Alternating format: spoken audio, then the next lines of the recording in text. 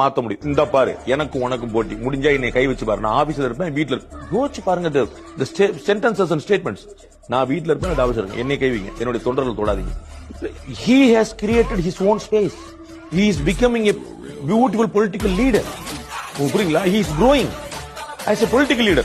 இவர்கள் எல்லாருமே கேலி பண்ணிட்டு இருந்தாரு, விஜய் கிடையாது. உங்களுக்கு புரியுங்களா? அவருக்கு என்ன தெரியும்? பாட்டு பாட. நான் தான் சொன்னேன், அவருக்கு அவருடைய ஆடியன்ஸ், அவருடைய தொண்டர்கள், அவருடைய கேடர்கள், அவருடைய ரசிகர்கள் என்ன விரும்புறாங்களோ அது கரெக்டா தீனி போடுறேன். அந்த இடத்துல அப்படியே எமர்ஜ் ஆகி கீழே மேல வர. இன்னைக்கு விவாதம் பாருங்க, டிஎம்கே சர்டிபிகேட் மாத்திட்டாரா இல்லையா? புரியுங்களா? அவர் அங்க விவாதம் என்ன வந்துச்சு? ஏடிஎம்கே டிஎம்கே தான் இருந்துச்சு. அது மாதிரி அப்ப 41 விஜய் அவர்கள் பியூட்டிஃபுல்லா ஸ்கோர் பண்ணார். அவர் அழகான ஒரு ஸ்டேட்மெண்ட், ரொம்ப நீங்க சொன்னது போல ரொம்ப வெல் கிராஃப்டட் வேர்ட்ஸ், ரொம்ப தெளிவா.